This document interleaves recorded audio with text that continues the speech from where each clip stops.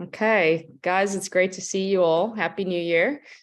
Thanks for all your patience while I was away, and I appreciate the coaches leading the calls. I actually haven't had a chance to watch them yet, but we'll be catching up and heard it's gone well. So yeah, we're just going to get to it for today. The two things we're going to cover, we have Lauren and Allison Parker. They're at a swim camp right now in Houston with a couple other pros.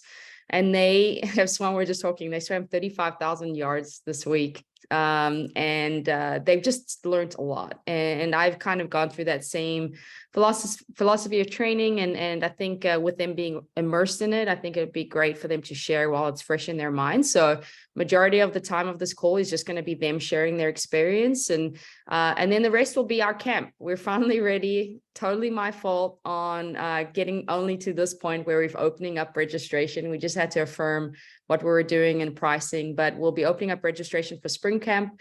And then those details will also apply for the summer camp, and that registration will open later. But if you guys have any questions about camp, this will be your opportunity to ask. So we'll get started. I know, Alice, you guys have prepared something, so we'll just kind of kick it off with whatever you want to share. Go ahead. Okay, so we're doing a lot of swimming here, a lot of hard swimming, hard training, but we're also doing a ton of work like on mental training. I think that's something definitely is neglected. I really want to start putting in that same effort that I put into my workouts into mental training, because I think it's extremely beneficial, especially in swimming. Like really just showing up to those sessions and not just doing the workout and leaving, like being fully focused the entire time you're swimming and focusing on form. It's everything, because if you start getting distracted, your form starts getting bad, you slow down tremendously. And it's hard to stay focused. It's hard when it's going bad and you're in pain and it's just like you're missing your interval. It's so easy just to get distracted. And so all this work we've been doing with mental training, I think it's a skill. It takes practice. Something I really want to do. We've been doing these meditation sessions, and thought I'd be good at them. And I'm like struggling to stay focused for a long time. You know, Jackie Herring is here, and she's like probably the best one, and I don't think that's a coincidence. So just saying, definitely something to keep working at. So with me in the swim, staying focused, I've had some pretty hard workouts here. Tim would give me some intervals that I was like, are you insane? And like, you know, I get nervous and I'd be coming in, I feel like I'm trying so hard and I'm like, how am I going to hold this for like 30 reps, you know? And, you know, he was telling me just really focus on that deep belly breathing instead of this shallow, like chest breathing. When you start getting frustrated or panicked, just really taking it down here, deep breaths, and then focusing on just one interval at a time, or even one length at a time, one stroke at a time, whatever you need to do to get through it, instead of this, oh my gosh, I've got 30 50s, like, how am I going to do this? Really helped me. That workout, the things he was telling me, the way it started, it's insane what I was able to accomplish because of just what he told me, like how long I held on. Big deal. So game changer. So don't overlook the mental side of training. Awesome. Very good. I don't want to interrupt because you guys are on a roll. So you guys share everything, and then no doubt I have some questions at the end. That was awesome. So now it's my turn. We all wrote down notes, and since I'm not as good of a speaker as the two women I'm with right now, I need to remember what I have. So I'm gonna be talking about a little bit kind of what Lauren talked about, but more like the quality and not necessarily quantity, because I think especially in a sport such as triathlon, it's easy to get caught up in chasing the numbers. I know I've been a victim of that myself. You know, how many hours can I log in training? I want to get 30 hours. I want to get 35, 40 hours, you know, and once I hit that 35-hour mark, 40-hour mark, I'm just going to be the best. And I've something, it hasn't necessarily, I've seen this in my training before, but it's really come to fruition, I think, in this camp, where more isn't always better. Kind of as Lauren mentioned, you can't just go into the workouts and do them. You have to really be focused and present in the workouts. And so just checking off the workout as completed or marking green in Training Peaks like that, yeah, that's great. We love to see green. But honestly, if you had a choice of nailing or seeing all green, or maybe not hitting every workout, but the workouts that you do hit are 100% like you've given it your entire mental focus. And that doesn't necessarily mean like you're setting PRs every workout, or it doesn't mean that you're going 100% all out, like match heart rate every single workout. No, it's actually something that also Gustav and Christian talked about on one of their podcasts. The person who, I guess, like wins the session doesn't necessarily always mean that they went the hardest. It's whoever executed it the best, and whoever completed the workout and was able to attain the desired result. So if it's an easy run, or if it's a run that's focusing more on cadence, then making sure you're hitting that cadence, or if it's a recovery swim. This is something that I'll fall victim to too. You see a recovery swim on my schedule. So like, okay, I'm just going to go hop in the pool for 40 minutes and call it a day. Or instead, you can go there really focused, saying that I have these 40, 50 minutes in the pool. I'm not going to worry about what I have to do next or what just happened. I'm going to focus on every single stroke length. And honestly, those workouts can be as tough mentally, if not more, than some of the, the hard ones. Because on some of the like the hold pace efforts where you're going all out, I mean, all you have to think about is just hitting the time. Whereas these are the easier ones, the form focused ones, you have to think about, every single stroke. And so when you do get to one of those workouts that are hard, you don't have to think about it. You've already done that work in the past. So you can just show up and execute because you've already put in the work. And yeah, just making sure you're taking the time. What the desired effect or result is of the workout, and making sure that you're doing the workout to accomplish that result. Awesome. Thanks, Parker. Perfect. Yeah. And I think I'll just close it out a bit. Like, obviously, we've been talking a lot about the importance of form and staying focused, but we're really learning the importance of having eyes on you when you're swimming. So I can't emphasize enough, guys, take videos of you swimming and send it to your coach. Like, all of us are being told these form cues, and then we go out and we think we're exaggerating them like crazy. Like, some of us cross over and we think we're fixing it, and then we watch another video and we barely fixed it. So like, you get these ways that you swim kind of ingrained in your mind, and fixing them takes a lot of work. And so get some videos to your coaches. It's really going to help with your form and improving. And then I think I was texting this to Natasha earlier. I think that as triathletes, we're all a little bit of perfectionists. At least I know I am, and we don't want to fail. We hate the word failure, but oftentimes in a swim, you're going to fail more, say, than the bike and the run. And that's because it really is so form focused. Other things can be going on that can make you struggle with it. And again, that's why staying kind of mentally focused and present is such a big deal. But know that this is what Tim said to me, our coach here. He said, it's a weird quote, but it's stayed with me. Einstein one time was asked what it felt like to fail making a light bulb 10,000 times. And he said, I didn't fail making a light bulb 10,000 times. I found 10,000 ways how not to make a light bulb. So while we're swimming at camp, we're not failing at swimming. We're just finding 10,000 ways how to swim better. So it's been really beneficial, and we're having a blast. We still have 2 more days to go, so more yardage to bank, and we're looking forward to it. I have a question, and I do want to open it up if anyone has questions. I feel like a lot might have questions. Please type it in the chat. If any coaches have questions, feel free to just jump in. But one thing I do want to know is, you guys are swimming way more than you've ever swum before. Clearly, it's possible. What have you had to do to literally go from what you guys are swimming 12,000, 15,000 at the most before, to you did 35,000 yards this week? Like, what was key to keep up with that? I'll say, we were talking about this earlier too. Like, we aren't biking right now. Well, Parker is a little, and we've brought down the intensity of all of our runs to be able to really focus in on the swim. I think like a huge thing as triathletes is we do have a tendency, a lot of us, to put like a lot of our effort into the bikes and runs, and maybe we do our swims later in the day when we're more fatigued and we can't get as much out of it, say, as we could have.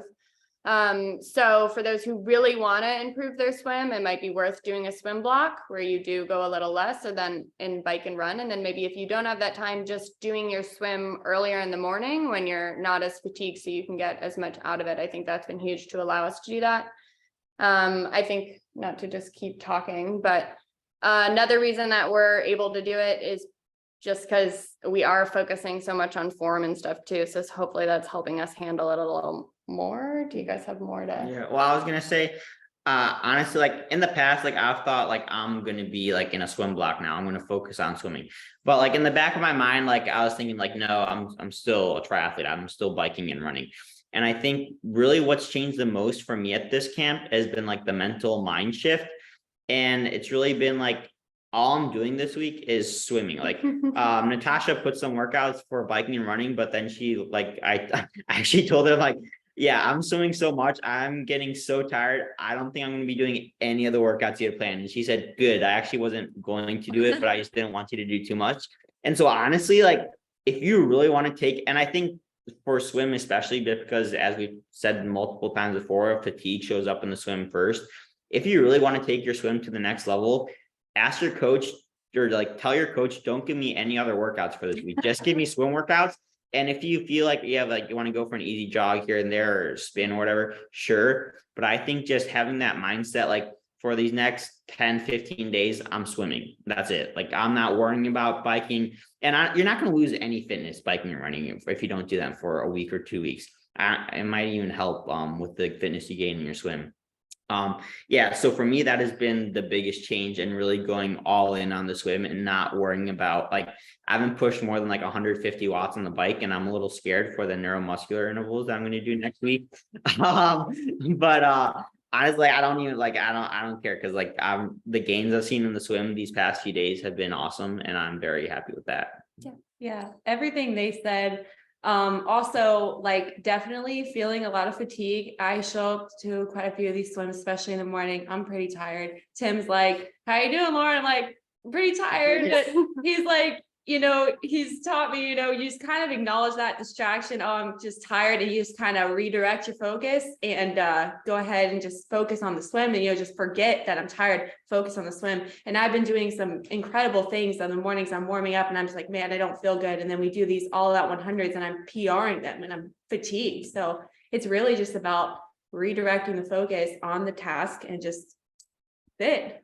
Yeah. Takes practice. So it sounds like all in the mind. Yep. A big part of it.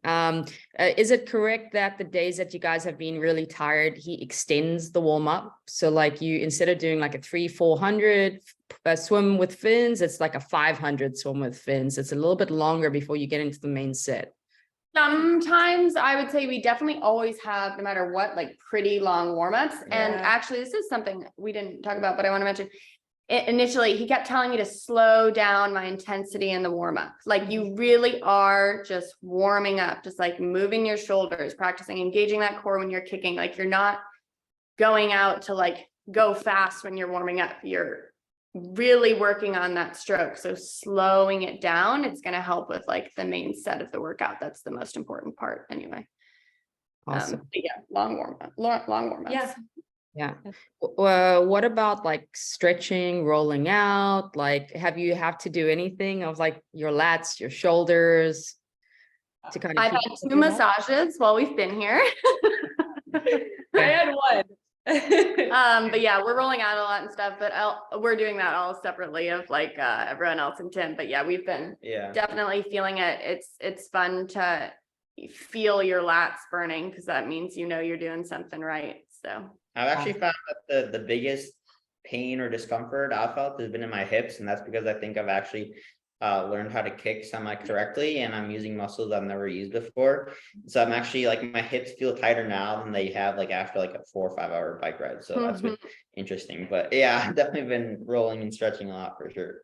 Awesome. And then fueling, do you fuel obviously before, and are you fueling during the sessions at all? Because they're like 90-minute sessions. Yeah, the morning ones definitely. Yeah, I'll speak on personal experience. I normally do like electrolytes in my bottle when I swim. And the first day I ate before it and had electrolytes during and was fine. In the afternoon, I just did water and I could like feel myself fading.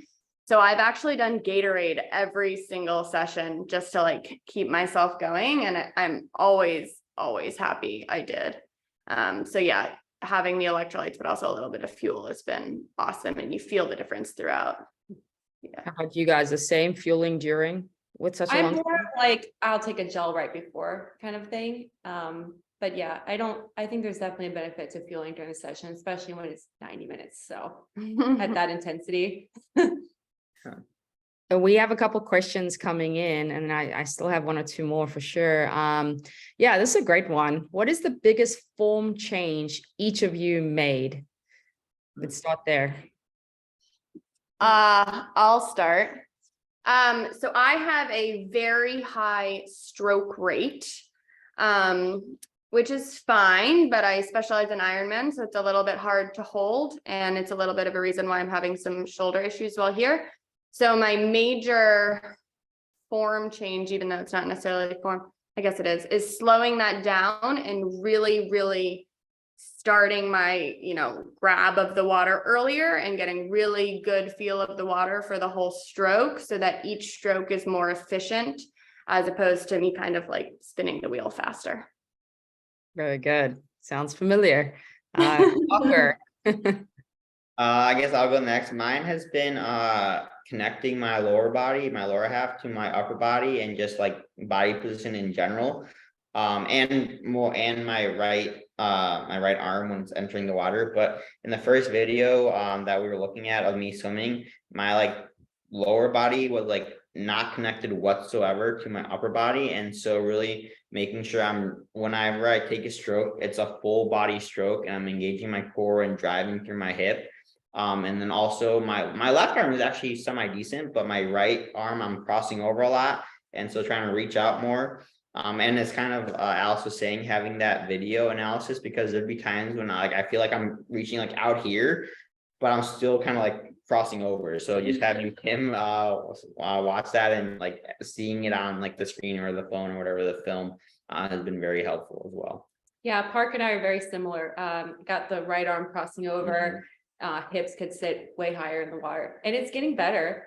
But it's definitely like, it's crazy. Like you feel like you're reaching over so far, and then he shows me and it's like, looks the same. And it's just like crazy how your mind just thinks that's straight. It's not. So it takes time. Yeah, I know just to speak on that, I had the same issue with my left hand. I kept going out wide with it. And what I did in training, if I didn't have anyone to look at me, I would actually film myself. I don't know, just for those who don't have the coaches right there. And then I would see myself do it wrong. And then I'd film it again until I corrected it, even though, as you said, it felt way off. But just having that quick feedback and then just like replicating it for those at home, if you have something to work on, you can literally self-correct, but video yourself, phone propped on the water bottle and then look and then fix on your recovery days. So, okay, awesome. Guys, do we have any other questions? Any of the coaches want to kind of ask something, spur anything? Oh, and really quickly, I know some of you may like say like, how am I supposed to get film or footage of me swimming at the pool? Like if you don't want to get your phone wet or something, don't be afraid to ask people. I know countless times, like I just see someone walking in the pool. I'm like, hey, can you film really quick? And yeah, they always said sure. Or like even like ask a lifeguard or something. I was gonna say, don't ask a lifeguard. They normally say that there's no phone rules. So go with a don't ask sort of mentality and just do it. Yeah. Oh yeah. So don't ask a lifeguard, but if you have to see a vice man or someone, yeah. Awesome. Okay, guys, thanks for sharing. Doesn't look like we have any questions, but I think it's super valuable. The one thing that was mentioned at the very beginning, and I just want to bring up again, because I just thought it was so important, is what Lauren said about belly breathing between hard sets. Like that was absolutely game changer, not only to bring my heart rate back down, but it really does help focus you for the next interval. The way you breathe on the wall, felt less panicked going off on the next interval. So I just want to reiterate that was such a big thing for me that broke through. I think there was one more. Dottie, yeah, we answered that question that Dottie wrote in there. Okay, guys, we're going to talk about camp. Let me bring it up here for a second. And then this is an opportunity for you guys to ask any questions. I just wanted to share my screen because we kind of had the itinerary up. And let me see where it is here. Give me a second. Over here. Okay. Here we go. Okay, guys, so we're going to have an early season camp. It's going to be March 7th. So it starts on a Tuesday evening, ends on a Sunday. We're taking it back to Alpine because we had such a great experience in the summer in Alpine. If any folks are able to do that. Obviously, if you are coming in, it was accessible for the kind of Texas folks because it's a drive away. But those coming in that have to fly, you really have two options here. One would be to fly into Austin and try to get a ride, because once you're in Alpine, you actually don't need a car. So you might want to coordinate with one of us. And that's what we had one or two athletes do, that they flew into Austin, coordinated a drive with one of the athletes out to Alpine, and then they trained, came back, and they were all set from there. If you did fly into the closest airport, it's about 2.5 hours away. We had an athlete did that last year, and you had to then rent a car, drive to Alpine 2.5 hours, be there in time for camp. So so that would be how to get there. Where it is, Alpine, obviously Marfa is West Texas. We would be staying, it's all inclusive. So it's included in accommodation, it's included meals, all the training, we're going to be staying at Sol Ross. So it's a dorm facility. Last time we actually weren't able to stay in the dorms that we were set to stay in. This time we have like this whole dorm area where we also have like a room in the center where people can meet and we can set up breakfast, just a lot more space for the team to kind of build relationships, hang out, etc. But you are looking at staying at a college campus.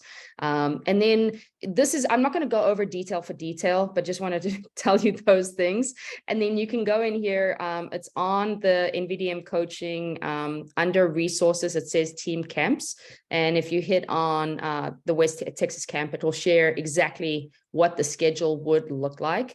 The big changes from last year is there were so many awesome restaurants out in the Alpine, Texas area that instead of eating at the dorms, where if we do eat at the dorms, we will actually be the ones responsible for saying, hey, this is what we want on the menu.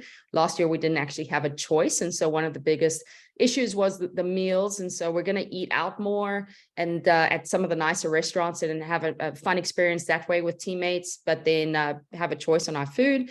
And then we'll have the swim. So last year, the pool broke. And so we didn't actually have an option to swim every single day, where we're going to do a lot of form work with the athletes, where now, you know, if you're looking to work on form, get a good workout at the end of the day, or just recover from the big riding, because this is a big bike focused block of training. So as you can see, I think it's at 4,000 feet altitude, something like that. So it's taxing because of that, but then it's also taxing because of the sheer number of days we're training and the volume we're trying to put on. So not a lot of intensity except for the Saturday, which is a time trial. So let's quickly go through the schedule. Tuesday night, we do a dinner. Welcome dinner. We kind of go over what the week's going to look like.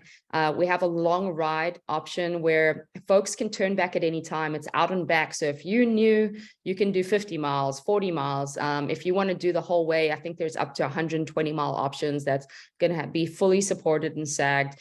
We have an aid station and out on the course that you can hit, as well as we actually took a trailer out there. So if you needed a restroom, you had an opportunity to do that. And then, we ate out at Fort Davis. We came back, folks rested for a little while. This took a lot longer. I think we came back at 2 or 3 p.m. by the time we were done. And then you'll have an opportunity to swim in the evening. And then we go out and have dinner. The next day, we have another big run, another big ride, run off, again, swim work in the evening. So you have 2 back-to-back days while you're fresh to get in big miles, 100, 120 mile rides. There are literally no cars out there. And the one area where maybe you saw some cars, it was also a shoulder, but literally just beautiful scenery. And then Friday, a bit of a break. I think everyone was pretty saddle sore by the time we got to Friday. And there's this trail in the middle of nowhere that we ran out on. We'll have the opportunity, since we're getting closer now to Ironman Texas, to go and get in your long run for the weekend. So, 2.5 hours if you need it, out and back. We'll set up 8 stations. And then we went out to this beautiful open water swim area. It's like a state park swim, as I said, and we just spent the afternoon there, hung out, swam a little bit. You definitely bring wetsuits for that because it's pretty chilly. And again, March, West Texas, you just never know what it's going to be. So hopefully by then we pushed it as far back as possible, but still giving us time to be ready for, Texas 70.3 Ironman Texas, but it could still be cold. So just a heads up on that. And then this was the day you could go hard. There's actually a race out there called the Marfa Time Trial, and everyone had a lot of fun trying to beat the records. And we actually do have the record out there, not unofficially, but we had a time trial on this course that was literally not one car. It was about 60 miles, got back, ran off, and then we ate, and then again, recovery swim in the afternoon.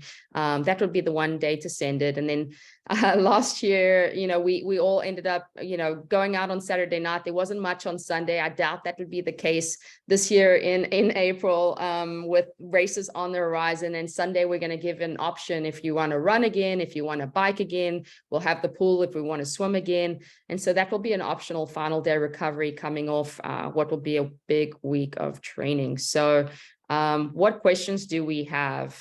I see Alex Sharp is on here. Does anyone have any questions? Okay. Yes, it's about a 6-hour drive. Is that correct, Harold? Yeah, it's about a 6-hour drive. West Texas, very quiet roads. So it's an easy drive, if anything, but it's a drive. Thanks, Alex. Guys, we had a lot of fun last year.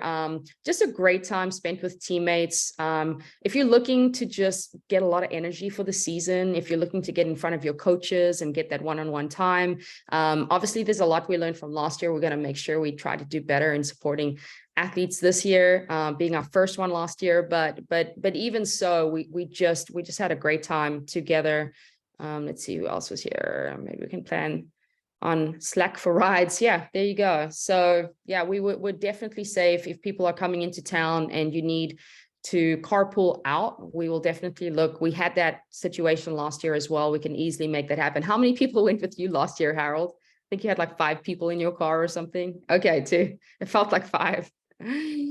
Dottie, it's on the summer. You asked, Dottie asked, when is the summer camp? And that's actually, it's the exact same weekend as last year. It's the end of July. So guys, the cost, it's on the website, but it's, it's gonna be $1,300 for the NVDM athletes. Reminder, it's all inclusive. And we're gonna have mechanics and SAG support and everything out there, but that's breakfast, lunch, dinner.